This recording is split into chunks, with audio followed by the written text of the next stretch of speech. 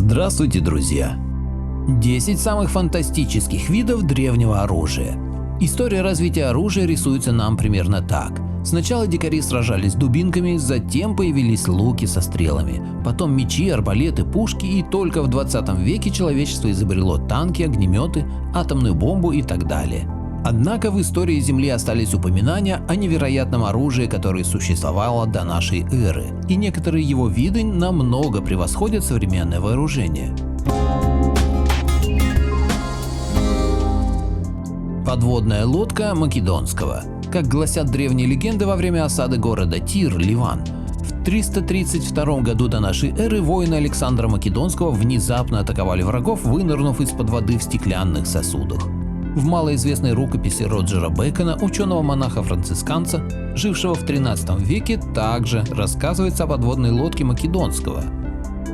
Могут быть также созданы инструменты для путешествий под водой, морей и рек, вплоть до достижения дна и без всякой телесной опасности, ибо Александр Великий использовал такие инструменты для того, чтобы разведать тайны моря, как рассказывает астроном Этик.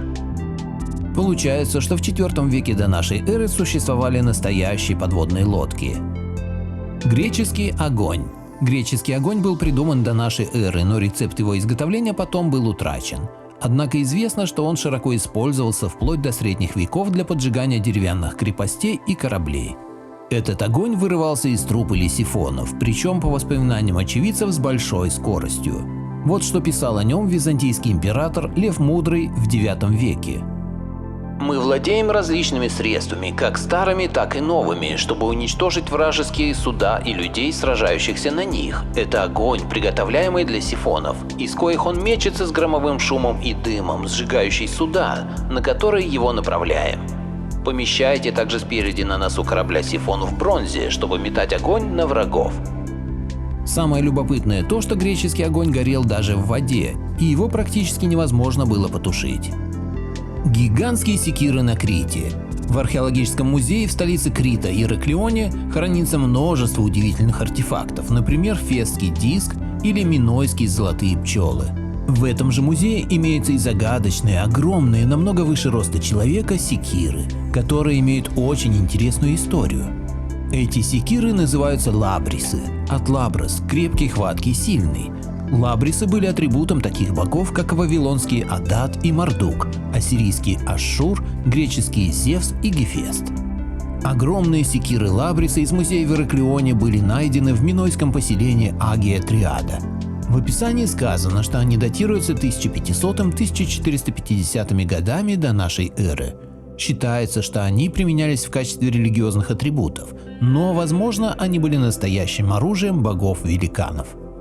Танки в Ассирии. Ассирия – это древнее государство, которое находилось на территории современного Ирака. Сохранилось большое количество ассирийских барельефов, на которых изображены очень странные механизмы. Для них придуман термин «ассирийский таран» или «ассирийский танк», и слово «танк» заключается в кавычки. Это некое оружие ассирян, похожее на современные танки или бронетранспортеры с 4 или 6 колесами. Историки считают, что оно передвигалось при помощи лошадей или ослов. Однако ни на одном из барельефов не изображено животное, причем эту загадку в научном мире никто не пытается объяснить. Ну конечно, в старые времена никаких механизмов-то и не было, кроме ослов. Есть еще одна версия, что загадочный механизм разгоняли вручную, и он двигался по инерции, однако на некоторых барельефах ассирийский таран поднимается в гору, что противоречит этой версии. Ваджра – оружие бога Индры. В индийской мифологии Ваджра – это мощное оружие бога Индры, которое может убивать без промаха. При этом, как алмаз, она остается цела и невредима в любых ситуациях.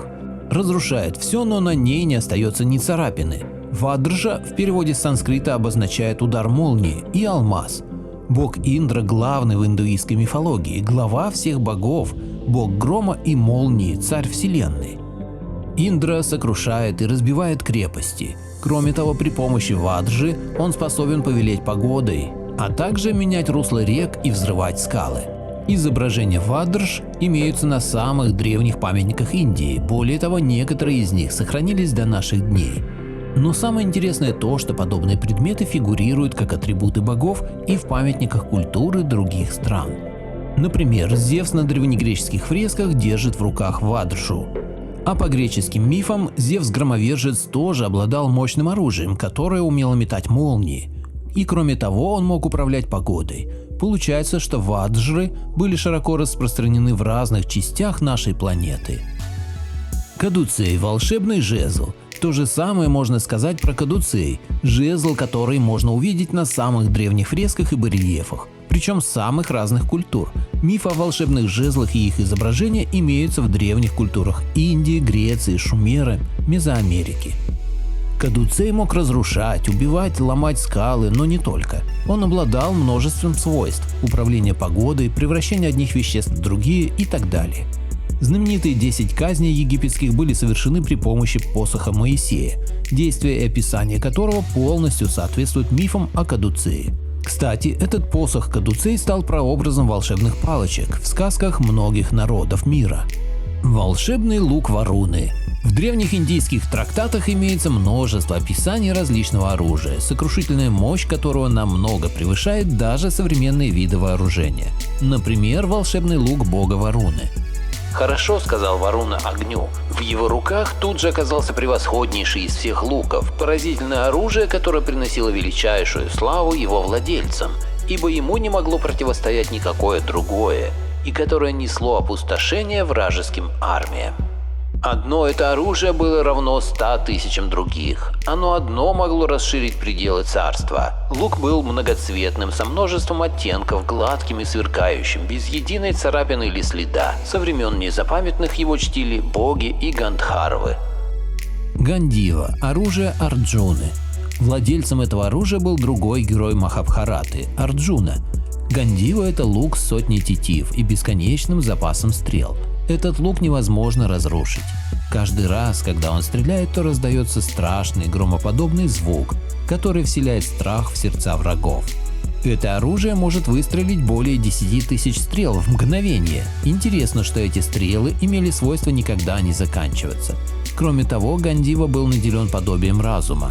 Говоря современным языком, обладал искусственным интеллектом и имел тесную связь со своим владельцем Арджуной. Скорее всего, понятием лук и стрелы в Древней Индии описывали то, для чего не могло быть других слов и определений в то время. Если оружие и стреляет, значит это лук и стрелы. Но на самом деле это могло быть чем-то совсем другим, неким высокотехнологичным оружием, которым владели древние боги. Нараянастра – метательные снаряды. Нараянастра – это миллионы метательных снарядов, приводимых в действие одновременно. Вот как в Махабхарате рассказывается о применении Нараянастры в битве между Кауравами и Пандавами. Между тем тайное оружие Нараяны вступило в битву. Воздух заполнился стрелами, напоминающими змей с пылающей пастью. Показались железные шары и диски с краями, острыми как бритвы. Всякий раз, когда пандавы пытались отразить это оружие, действие его усиливалось. Разрезаемые на части, сжигаемые, теснимые со всех сторон обратились в бегство пандавы. Но от небесного оружия не убежать, от него не укрыться в пещерах или домах, если бы они и оказались неподалеку. Стрелы, шары, диски меняли направление, следуя за своими жертвами. Любопытно, что количество снарядов и их мощь возрастали прямо пропорционально оказываемому им сопротивлению. Единственный способ спастись от этого оружия – перестать ему сопротивляться. Интересно, что Нараянастра могла использоваться в войне только один раз. При попытке повторного применения она поражала ту армию, к которой принадлежал вызвавший его воин. Брахма-шираса – стрела смерти. Но намного страшнее была Брахма-шираса – ужасное оружие древних богов. Вот, например, как описывает Махабхарата его применение. Тогда пустил Рама стрелу необорной силы, ужасную, несущую смерть. Мгновенно спущенная Рамой, далеко летящая стрела сожгла великим пламенем того могучего Рикшаса. С упряжкой коней и колесницей полностью он был огнем охвачен и распался на 5 основных естеств. Его костяк, мясо и кровь уже не держались, сожгло их оружие, так что и пепла не было видно. Любопытно, что Брахма-шираса явно была радиоактивной. По описанию древнего автора, она убивала зародышей в женщинах и поражала людей в течение нескольких поколений. То есть ее описание полностью соответствует атомной бомбе, существовавшей несколько тысяч лет назад. Вот такое фантастическое оружие существовало в древние века. Автор статьи Наталья Трубиновская. Благодарю всех, кто подписался на мой канал и смотрит мои видео. Ссылка на статью в описании. Поделитесь моим видео в соцсетях с родными, друзьями и знакомыми. Люди имеют право знать все точки зрения. Всем спасибо за внимание, буду рад вас видеть на своем канале снова.